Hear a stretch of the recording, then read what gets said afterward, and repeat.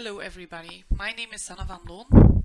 I am the project manager of the SCCV and I'm also affiliated to the research group Early Modern History at the University of Leuven. I first of all would like to thank you for giving me the opportunity to present my doctoral research during this talk, titled How Book History Can Contribute to Missionary Linguistics. During this presentation, I will focus on the book historical aspect of my research, looking into the social materiality of early modern handwritten and printed missionary books on the indigenous languages of 3 colonial areas, New Spain, Peru, and New France. To understand the concept of missionary linguistics, I will first give you some background information. As early as 1510, religious orders traveled to the Americas to evangelize the local indigenous populations. Missionaries, part of these orders, faced a similar challenge when establishing contact: the language barrier. Not knowing each other's languages presented an important obstacle to convert local indigenous peoples to the Christian faith. In order to teach the religious doctrine to groups of people unfamiliar with European culture and religion efficiently, missionaries decided to not impose European languages, but instead learned local tongues. To facilitate their mission work and to help successors, these missionaries codified their knowledge on these languages in linguistic books, such as grammars, vocabularies, and phrasebooks. But they also prepared devotional translations, such as catechisms, sermons, and confession manuals translated into the indigenous languages. This initiated an ever-developing process in which they produced texts with knowledge on the large variety of languages spoken in the Americas. The result was a large-scale production of texts, of which you can see 3 examples on the slide. On your left, you can see a 16th century mixtic grammar by a Dominican friar operating in New Spain. In the middle, you can see an anonymous Jesuit dictionary of the Wendat language spoken in present-day Canada. And on your right, you can see a catechism of Guarani by a Spanish Jesuit operating in Peru. In my research, I used such sources to gain a deeper understanding of the circulation of missionary knowledge on indigenous languages. I distinguish 4 main dynamic phases in knowledge circulation. First, the initial language acquisition or study, and the subsequent processes of producing or codifying linguistic knowledge in grammars, vocabularies, and translations. The third phase of disseminating this knowledge in both manuscripts and printed books, and the fourth and last phase of consuming linguistic knowledge by readers or users of these texts. In this talk, I only look into the phases of production and distribution. While analyzing a diverse set of sources, I have explored how missionary knowledge circulated through manuscripts and printed books. In doing so, I adopted Lisa Roberts' view that knowledge always requires an embodiment. She states that knowledge cannot exist or travel on its own in our material world. It needs a physical carrier, whether a human, a book, an illustration, a machine, or an instrument. That is, it needs to be embodied. The grammars, dictionaries, and doctrinal translations missionaries prepared were the main media embodying early modern missionary knowledge on indigenous languages, since these handwritten and printed texts enabled the dissemination of this knowledge in more permanent bodies. This does not mean that indigenous peoples did not have knowledge on their own languages, but due to a limited speaking time, I can only concentrate on the missionaries' written efforts.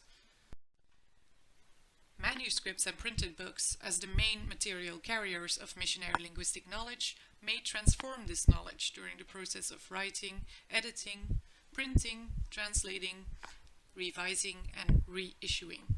In my research, I use these sources to assess the conditions determining the physical making of missionary texts and the distribution of knowledge in books.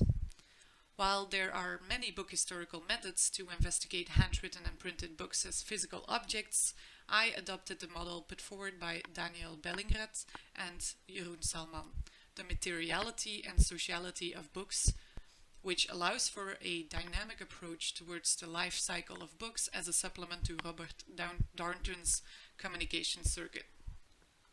This approach, the focus is on three main colonial areas, the first of which is New Spain and Peru. Spanish missionaries not only were the first to start collecting data on non-European indigenous languages, embarking on missions to the Americas as early as the 1500s, but they also abundantly produced texts dealing with indigenous languages in both manuscript and printed form, of which a large number are still preserved today. I enriched my findings with a comparative focus on French missionary activities.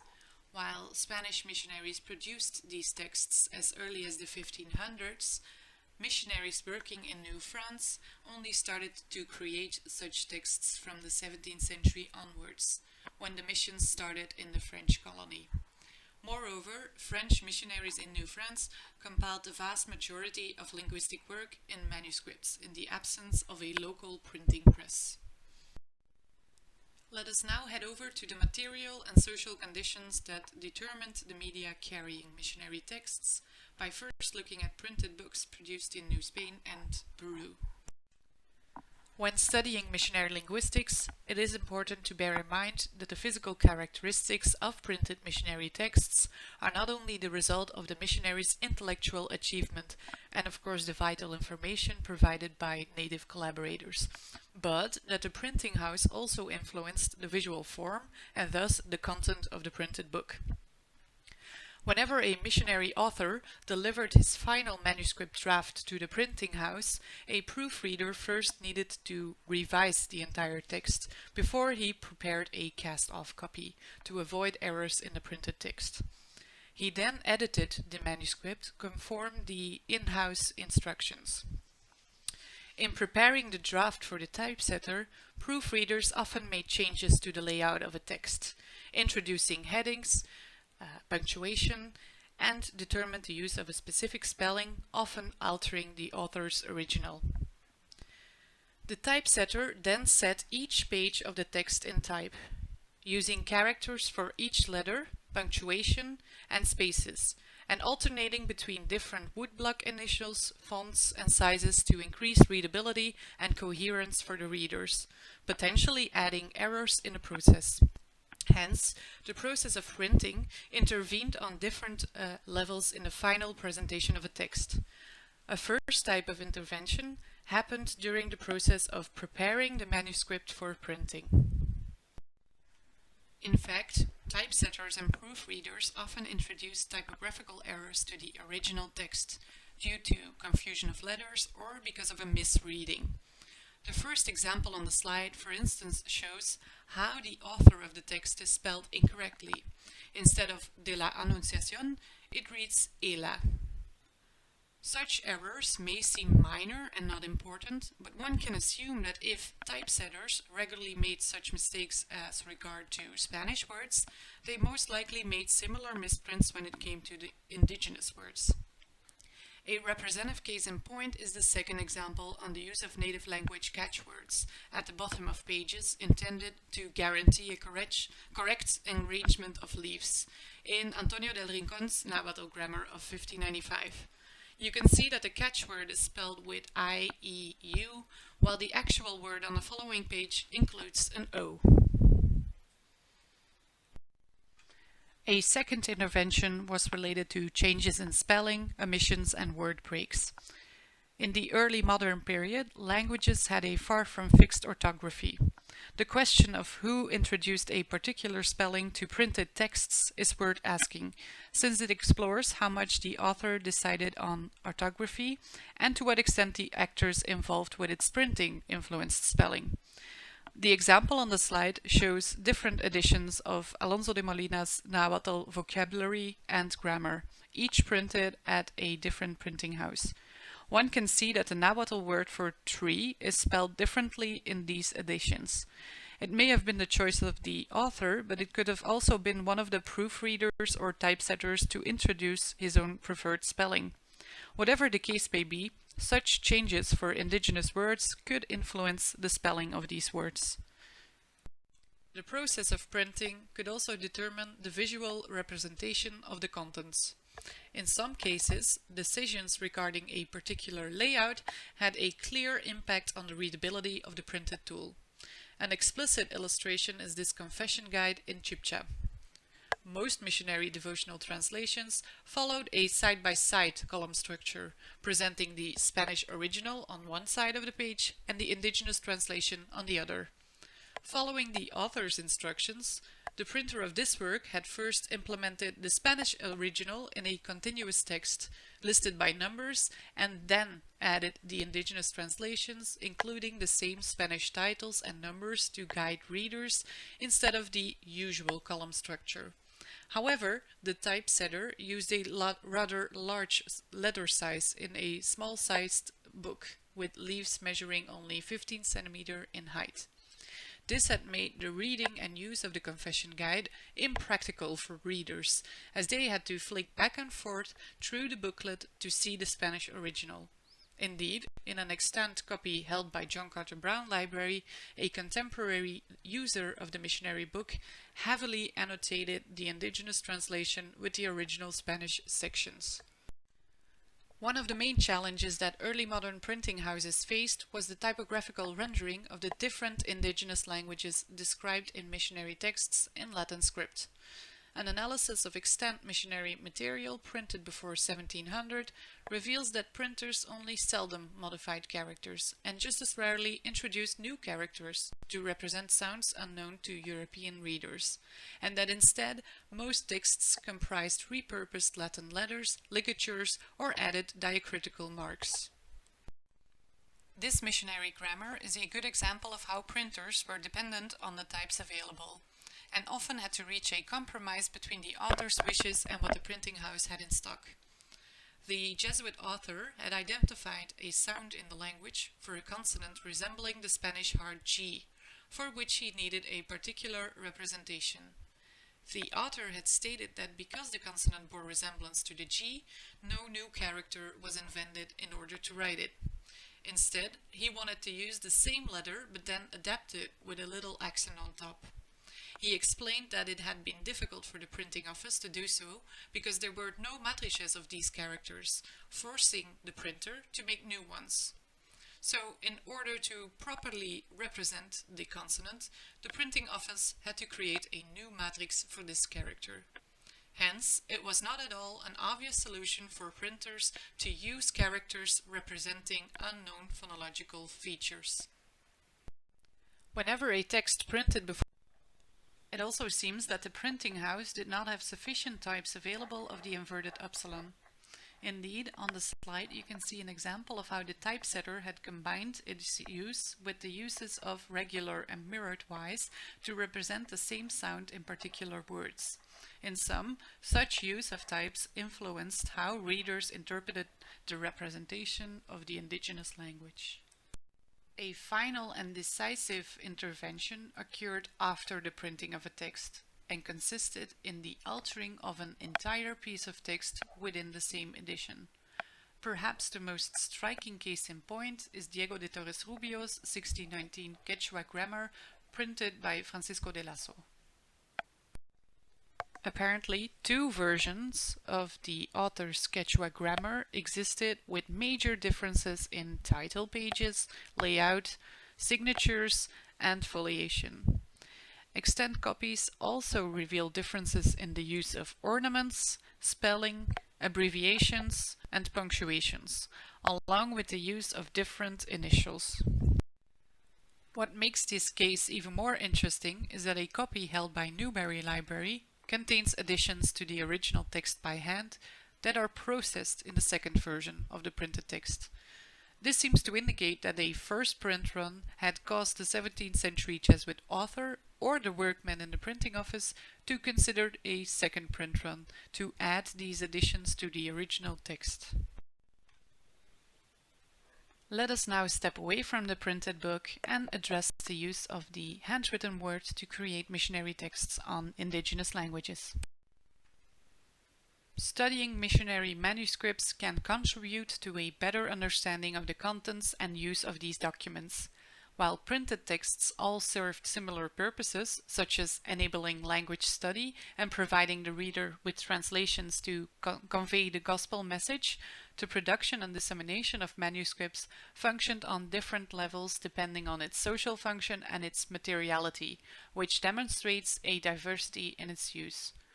Overall, 4 different types of manuscripts can be distinguished: notes for personal use, handwritten copies of printed material, manuscripts for distribution, and drafts for publication. First of all, missionaries combined their study of indigenous languages with constant note-taking to gather the knowledge gained about these languages.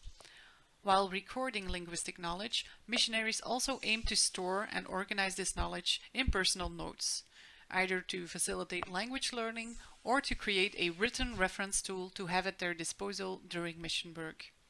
The physical characteristics of such personal manuscripts vary greatly, not only because there were no clear-cut conventions for compilation, but also because they mostly suited personal tastes.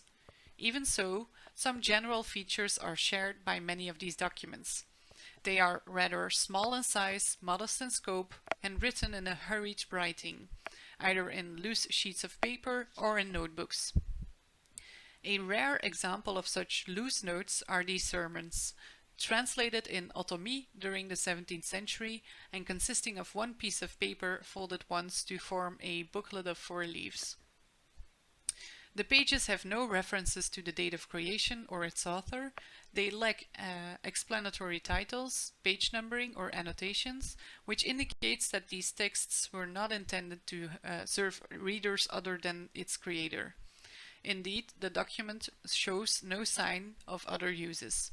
The only reason that these loose sermons survive to this day is probably because the episcopal authorities confiscated the papers, as evidenced by the note in a different hand on top. It is safe to assume that missionaries probably prepared many more personal manuscript notes throughout the early modern period than are preserved today, precisely in view of their hands-on function. It should also be noted that there is no clear-cut distinction in the use of manuscripts between documents for private use and the manuscripts consulted by multiple readers. A second and interesting type of manuscripts are the copies made from printed books. In what circumstances did this happen? On the one hand, readers sometimes combined reading with writing, like we nowadays do as well, by making notes. Transcribing a text by hand was not only functional, it was cheaper than buying a print copy, but also helpful in memorizing and processing the contents. On the other hand, it seems that handwriting a text could have been the only way to have a more permanent access to missionary linguistic knowledge. Readers of missionary texts probably chose to copy out pre-existing printed missionary books with the intention to use these copies in the field where they would not have the printed version at their disposal. The availability of the printed versions may have been restricted to a convent's library due to a low print run, or because the missionary copyists lived too remotely to gain permanent access. That this was no draft for printing can be confirmed by the fact that it refers to the same information on a particular page, as you can see folio 15, because the person preparing the manuscript version could not possibly have known in advance on which page this section would eventually be typeset. Also interesting are the manuscripts compiled with the explicit intention to transmit linguistic knowledge by hand and thus to be locally distributed through copies to inform others. Similar to manuscript drafts for publication, they overall tend to be substantial and extensive, written with care in terms of legible and regular handwriting, a consistent layout, and a well-defined structure. Moreover, to guide users of the texts, such manuscripts usually have titles and subtitles as tools for navigation as well as a consistent foliation. A particular identifying element is the inclusion of preliminary notes or the presence of paratextual information. An example of which is this grammar and vocabulary of the Matlaltzinca language, as the manuscript contains a title page and prologue. The last missionary manuscript activity concerns the manuscript drafts created as models for printed books. every early modern printed book relied on a manuscript prepared by an author, and these manuscripts were edited, reviewed, potentially corrected, and checked with the printed proofsheet copy by the actors involved in its publication. One could distinguish between different subtypes of manuscripts for publication that reflect these different stages of preparation. Manuscripts intended to be published overall present similar characteristics as manuscripts for local distribution, incorporating a clear structure, an orderly organization in titles and subtitles, a page or folio numbering, and a neat and regular handwriting. Generally, these manuscripts also offer paratextual features that provide evidence for their purpose as printing drafts, such as explicit references to the printing of a text or a dedication letter included to the main text. What distinguishes pre-publication texts from the manuscripts for local distribution is the presence of printing-related features, such as signature marks and catchwords, which indicate the correct word with which the compositor should begin the next page. An example is this manuscript in Purépecha, prepared by a Franciscan friar in 1568. The paratext includes a decorated title page, a prologue, and a dedication to the Bishop of Michoacán. This dedication describes the author's motivations for translating a catechism and reveals that this work underwent the review necessary for publication. However, despite its initial approval, the text did not reach the printing press and only exist in this manuscript form. Given the diversity in their use, one can ask why missionaries resorted to manuscripts to codify knowledge and not to the printed book. Scholars usually mention the first two reasons of the practical and institutional nature. Practical restrictions, the lack of financial resources, material, time, and limited access to the printing press, but also institutional control, such as concern for heresy and heterodoxy, often led the Church and the Crown to refuse the printing of missionary indigenous language material, which indeed prevented many Spanish missionaries from having their texts published. However, these are not the only reasons. One should not forget that manuscripts were missionary writers' first options. All texts once initiated in handwriting. However, it's an oversimplified assumption that the production of early modern missionary texts in New Spain and Peru necessarily followed a single trajectory, starting from manuscript notebooks for personal use over drafts for publication to full-fledged printed books in a final stage. The deliberate choice for manuscripts could have depended on the specific text genres that the missionaries intended to create, as missionaries, for instance, created lists of frequently used words to use in conversations or prepared sermons on paper for matters of memorization. A second important element influencing this choice of medium is the target audience.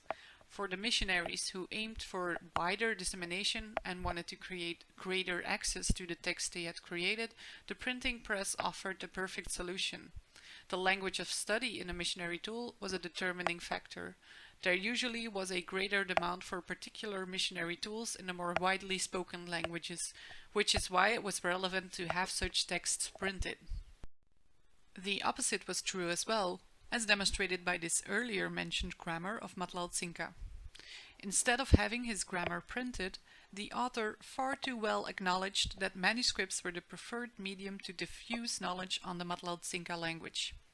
In the prologue to his grammar, he expressed how he had hoped that there would be more villages in which speakers of this language lived, so that his work could be communicated more widely.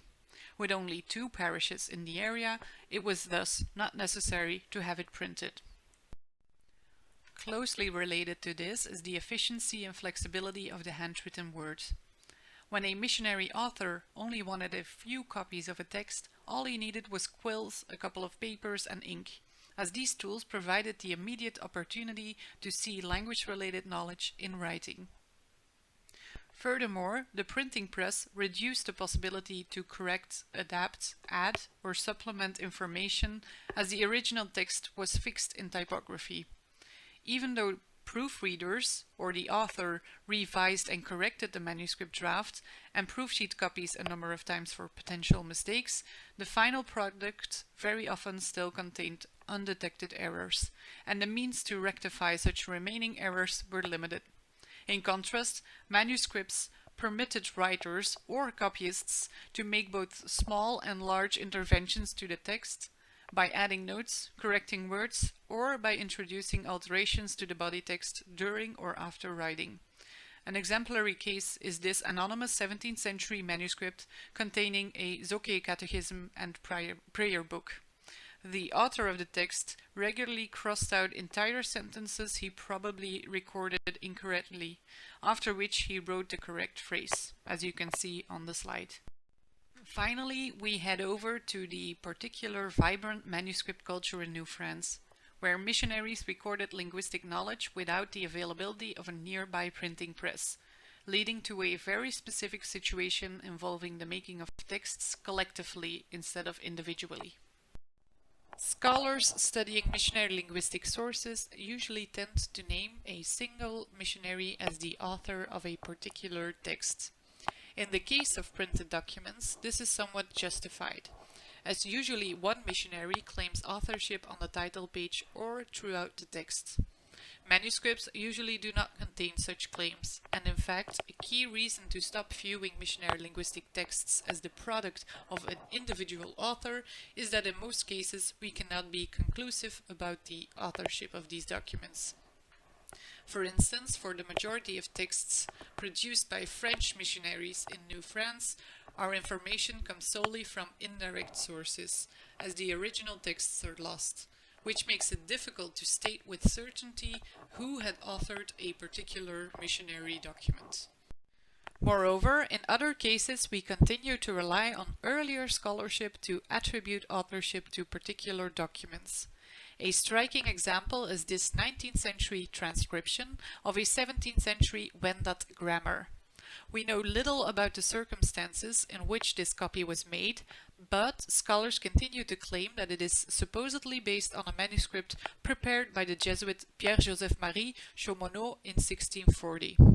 In fact, multiple extant documents have been credited with Chaumonot's authorship, despite the absence of direct traces in the text and indirect traces to confirm so.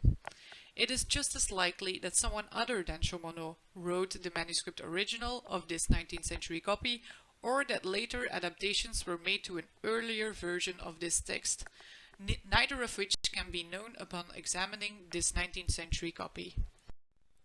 An additional difficulty one faces is that paratextual information is either incomplete or lacking, making it impossible to attribute documents to certain authors based on the text itself. A telling example is this anonymous 18th century Wendat sermon book. The text immediately starts with the sermons translated to the language, and apart from French headers on each page and biblical references in the margins, it lacks an author's name, a date of writing, or any other paratextual sections.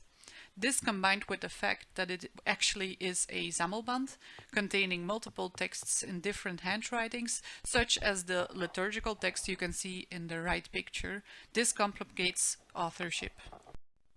In some cases, copyists or owners of French missionary manuscripts hinted at authorship.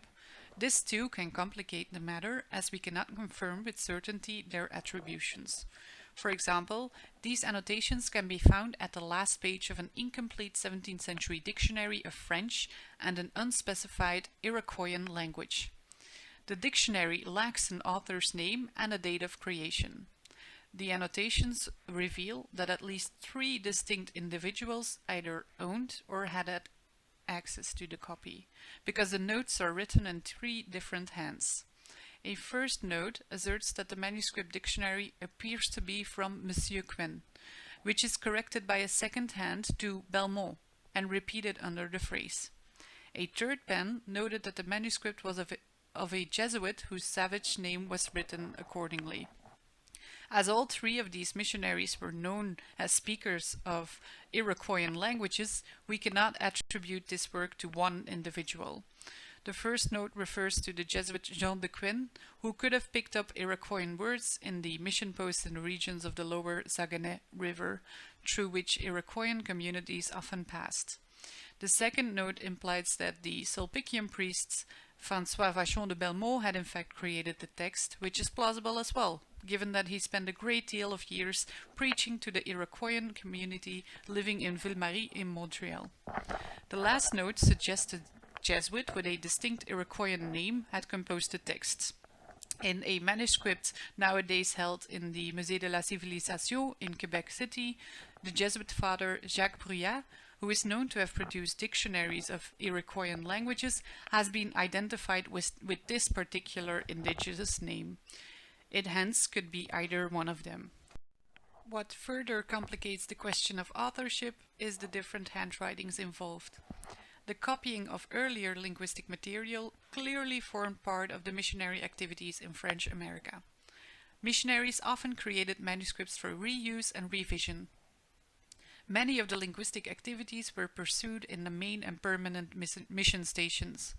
These settlements allowed active missionaries to take some time to rest from their missions away and study, but also to have newly arrived missionaries learn native languages by studying and copying already produced texts. It follows that the majority of texts nowadays still preserved most likely had been such copies prepared and stored in these permanent Jesuit and Zoldykian houses. For instance, comparing extant linguistic material, usually attributed to the earlier mentioned Jesuit Pierre-Joseph-Marie Chaumonot, reveals the large extent of copying practices among French Jesuits. This comparison of two manuscript documents attributed to him, a French Iroquoian dictionary on the left and an Iroquoian sermon book on the right, reveals the differences in handwriting. Secondly, French missionaries sometimes passed manuscripts from hand to hand and actively worked together in the creation of a text. This manuscript, containing a catechism in Ottawa, is a good example. The document, although attributed as a whole to the Jesuit Louise André, seems to consist of at least 4 different handwritings. You can see that the Ottawa Catechism on the left is written in a question and answer form in a first handwriting, and that a second handwriting provided for the French translation. Hence, one cannot state that this notebook was the result of a single author's achievement. Finally, adaptations, corrections, and additions implemented in multiple handwritings in a single manuscript attest to the collective effort Missionary Linguistics really was. Simply labeling manuscript copies as reproductions of original texts by individual authors overlooks the textual alterations in form and content applied by copyists and readers, in particular when the perceived manuscript original is no longer extant. Copyists did not merely replicate the manuscript original, as they in fact set in motion a dynamic process of adaptation, correction, and a further development of linguistic knowledge. This final example of an 18th century French Algonquian dictionary, for instance, exhibits many incorporated correcting notes in a second pen. In sum, my research has adopted a book historical and panoramic perspective on missionary linguistics, to stress the involvement of different actors in the production and printing of texts, influencing not only the final representation of the text, but also its contents and how to interpret it. I also want to raise awareness in how manuscripts were used differently depending on its functions and how significant its use was to missionaries as regards to flexibility and efficiency. Finally, I wish to stress the efforts of other actors involved to the final product a text became, to help us reflect upon notions such as individual authorship. Especially in New France, the copying practices show how a text was a result of the cumulative efforts of multiple writers, copyists, and users. My research could not have been possible without the use of the database Relicta, created as a part of the project in which my research was conducted. As the database is online available for users, I would like you to get to know it as well. Relicta, short for Repertory of Early Modern Linguistic and Catechetical Tools of America, Asia, and Africa, currently incorporates more than 4,000 unique records and is also interlinked. It uses data from other databases as a check and balance system. On the one hand, Relicta collects language descriptions on non-European languages, such as grammars, vocabularies, and phrasebooks by missionaries, but just as well gathers travel reports, chronicles, journals, and correspondence. On the other hand, it contains doctrinal translations in non-European languages, including catechisms, confession manuals, sermon books, prayer books, etc. The main contribution of the database is to offer information on all relevant metadata of both early modern printed books and later editions, as well as manuscripts, including the metadata that is listed on the slide, such as place and date of creation. The main objective of Relicta is to present researchers with a useful tool to search for sources on indigenous languages from the early modern period. The result is that we now have an extensive collection of data, ranging over 4,000 records. As far as possible, we have tried to localize manuscript sources, and we have provided digital reproductions of these sources as well. And this is how the online searchable tool looks. Thank you very much for your attention. I would love to hear your thoughts, feedback, and comments. I also want to stress that Relicta is up and running, so feel free to visit the website and to spread the word about our database like the missionaries would do. Thank you.